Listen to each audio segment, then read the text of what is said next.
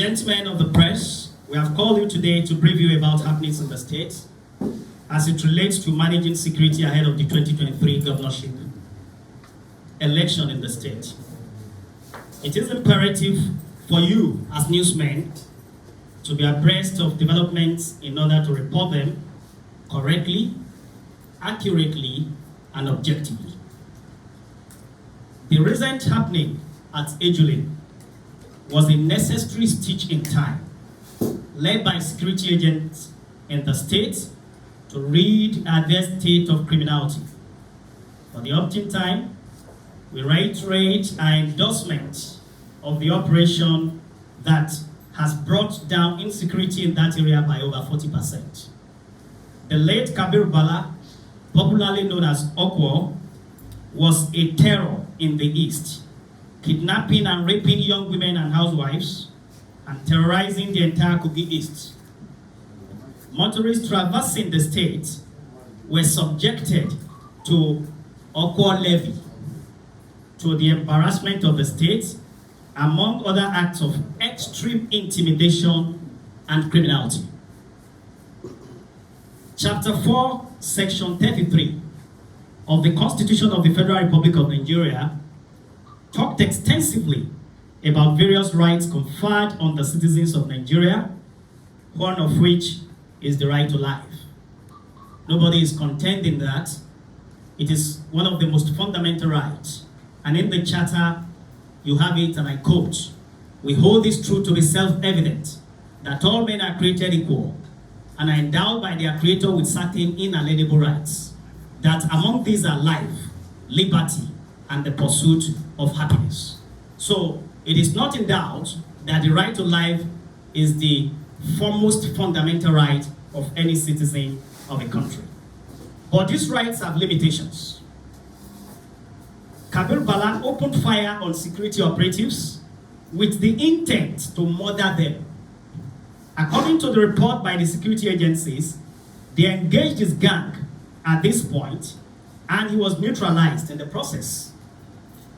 A person who attempts to evade lawful arrest and even attempts to kill security agents can no longer hold on to such rights. His killing couldn't be termed extrajudicial by any standard. The question you need to ask the SDP fans of the late Kabir Bala is, what is their interest in the criminal enterprise of the late crime lord? Was there a pact between them and the late notorious leader to assassinate members of other parties? We are patiently waiting for law enforcement agents to unravel the mystery by inviting those making unguarded, reckless statements without minding the opprobrium of being associated with a serial killer. Our government will not submit its authority to criminals. We can't come this far taming terrorists for the past 90 months, only to lose it to the garrulous crime sponsors defending a criminal. We call on security agencies to call the actors inciting violence in the state for thorough investigation. They must be held to account for their claims. As a government, we will do everything within the cuff of law to guarantee a peaceful poll in November.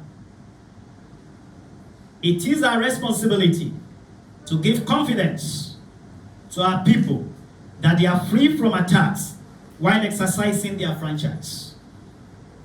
Intimidation, ethnic and religious profiling, and other antisocial and unconstitutional acts will be met with stiff resistance.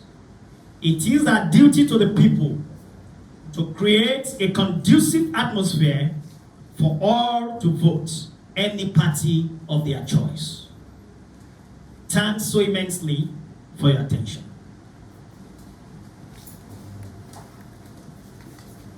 Gentlemen of the press,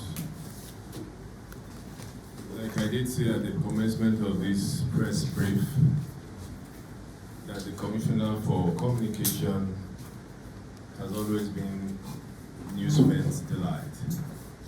Hardly will you sit under his press briefing and you begin to look for angles to news, because they are always explicit, straight to the point, and all you need to do is like you are copying and you are pasting.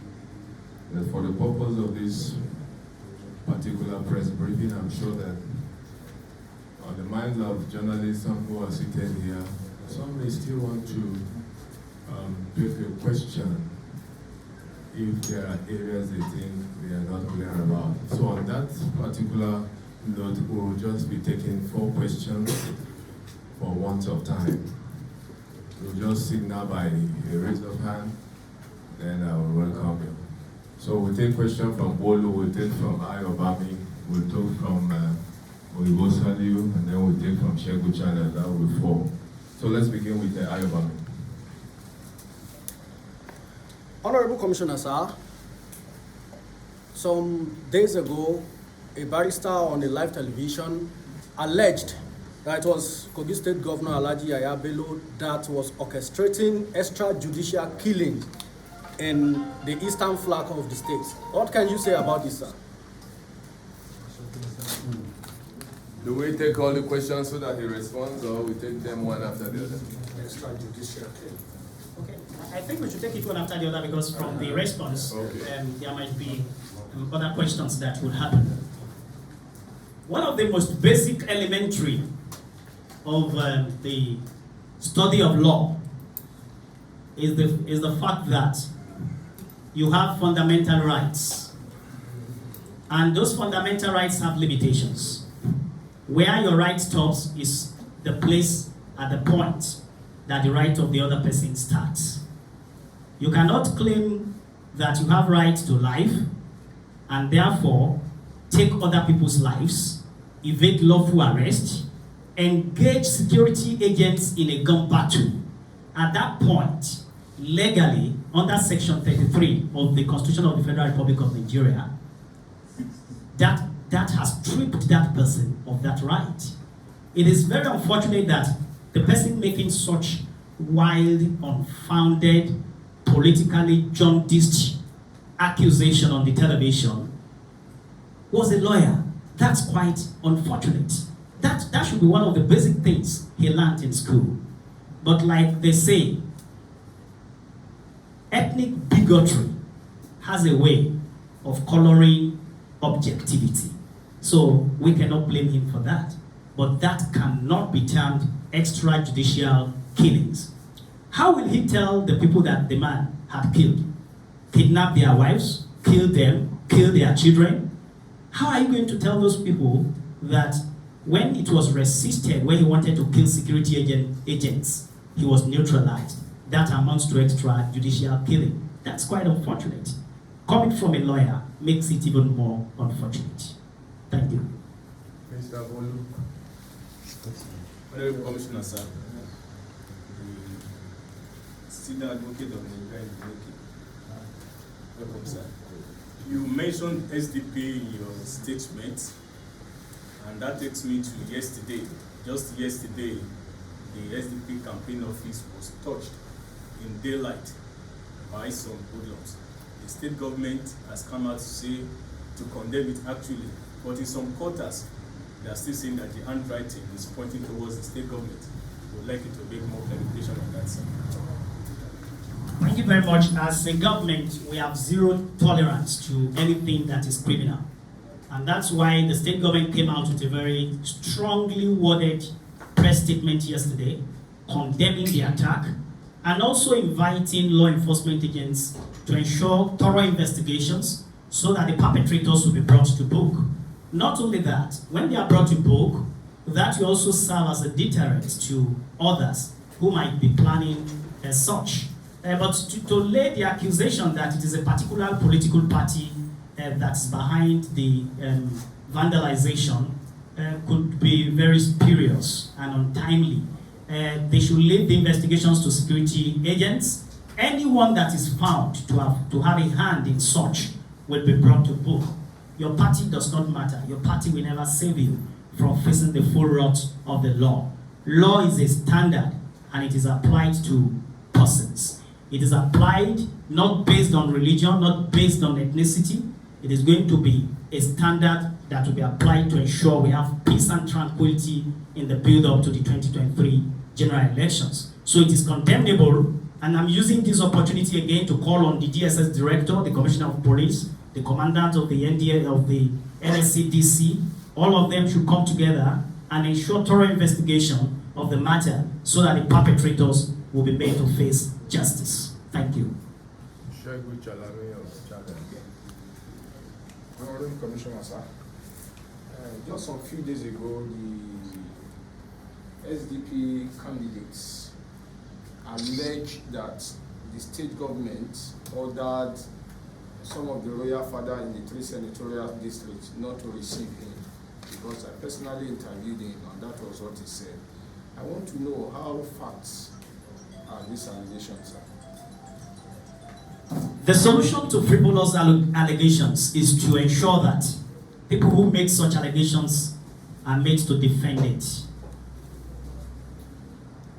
In law, when you allege, you prove. It is not for us to prove it for you. When you make an allegation, the onus is on you to prove that allegation. And we are calling on the director of DSS once again, the Commissioner of Police, that we need to stem this tide before it gets out of hands.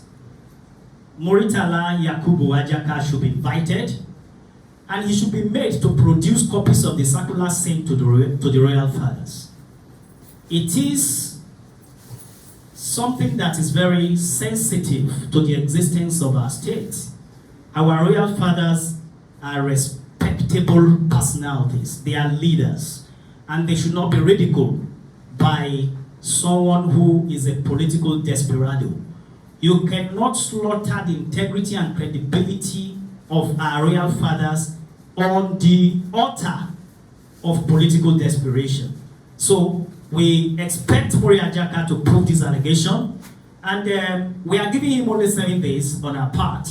If he does not apologize or prove the allegation within 7 days, we will take very drastic actions against him within the ambit of the rule of law.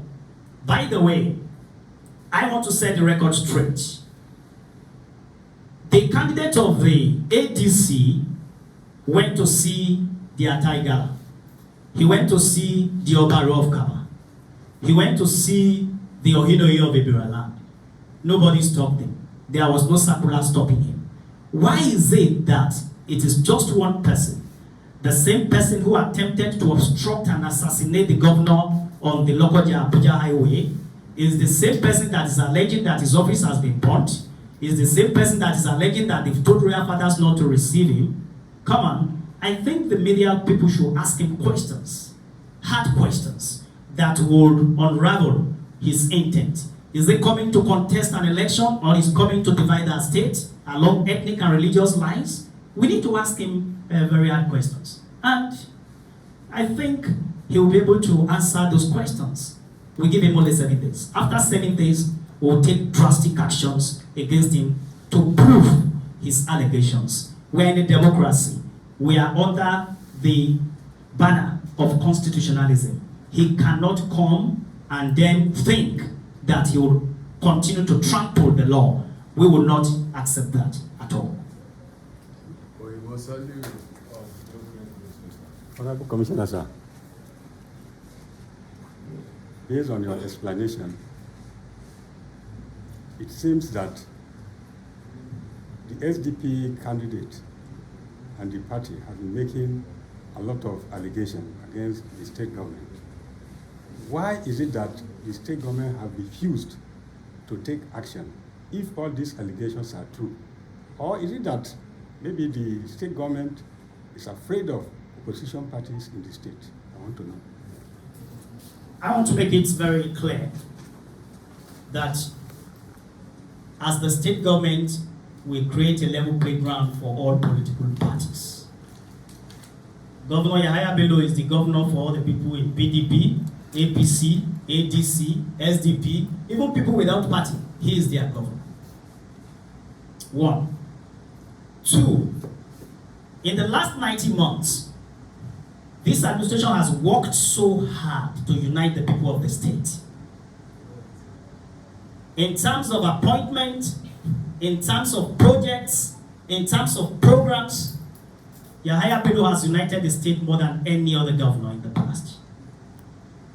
On January 27, 2016, when he was sworn in as the governor of the state, immediately after he was sworn in, he appointed Chief Edward David Onoja as his chief of staff. The governor is from Kogi Central. Chief Onoja is from Kogi East. That was the first time in the history of our state that a governor will trust another person from another senatorial district to be his chief of staff. He also appointed his SA Media from Kogi Central and his chief press secretary from Kogi West. Then everybody knew that there is a new sheriff in town. It is not going to be business as usual. It is not going to be about the division of our people. And his projects and programs have also supported our belief that he is a detribalized leader who believes in the unity of our dear state. The longest road project that was executed by the administration of Alhaji Yahaya Bello is in Kogi East. The most audacious electricity project by the administration is in Kogi East. The biggest rice mill in Kogi State and the second in the entire northern Nigeria is in Kogi West. The overhead bridge he did is in Kogi West. Then he noticed that there were universities in all the central districts of the state, in the east and the central, but there was no university in Kogi West, and he has decided to establish one in Kogi West. He has not been talking about unity. He is acting unity. We will not allow a situation where, on the basis of politics, there will be ethnic and religious profiling. That will not be acceptable to us, because it will erode the efforts of the bridge builder in the last 90 months. Lastly, nobody is afraid of Muritala Yakubu Ajala. He was a member of the APC, and the governor supported him to become a national working committee member of the party. That is the highest level of the party. And after losing the primary, he decided to go to another party. Best of luck to him. But nobody is afraid of him. There are more qualified, more respectable candidates from even his own part of the state, like the former chief of naval staff who was the best in his cause. These are brilliant, respectable Nigerians. These are people who are not battling to validate their secondary school certificates. These are people who have verifiable means of livelihood. These are people who Kogites understand their background and understand their source of income. How can we be afraid of someone who was renounced by the school he alleged to have attended, only for us to come and see doctored documents later on? That is not the end of that story as far as the security agencies are concerned. How can we be afraid of such a person? So we are not afraid of. He is just trying to, what I see him doing is trying to create commotion, trying to present himself as the victim, trying to wipe up sentiments and create sympathy. It doesn't work anymore in modern day politics. We have a government that has implemented a blueprint agenda that has taken the state to where it is today. Whether you like Yahaya Bello or not, you know that today, when they are talking at the center, they talk about Kogi State. When you are talking about schools, a governor started a university in his tenure, and the university is about to produce their first graduates. Another university has been established. Modern schools that are world standards have been built. Hospitals with equipment that are debuting for the first time in Africa have been built across the states. These are legacies that no history can wipe off. And what we are saying is that this man should be succeeded by someone who has learned very closely beside him. And the Kogi State people are not fools. Kogi State people are great people. They will never leave their governor, to the whims of ethnic politicians. SDP has no single councillor out of 239 wards in the state. They have no chairman out of the 21 local government chairmen. They have no single House of Assembly member out of the 25 House of Assembly members. They have no single House of Rep members out of the 9 House of Rep members. They have no senator out of the 3 senators we have. They have no governor in the entire Nigeria. And then they are fielding a person with contestable credentials. They are fielding a neophyte who had never contested any election before. They are fielding a candidate whose integrity has already been soiled. Why are we going to be afraid of such parties? We know the parties we are dealing with, and we know that SDP is not in contention at all for the Lugard House come November 2023. Even the parties that are supposed to be very formidable, you can see that even their state officials are decamping to the APC. We are receiving thousands of decampees every day. And I was about cracking a joke with my brother, Senator Dido Melai, that, bros, if it is going to remain only you in that party, I think it is better you come and join us too.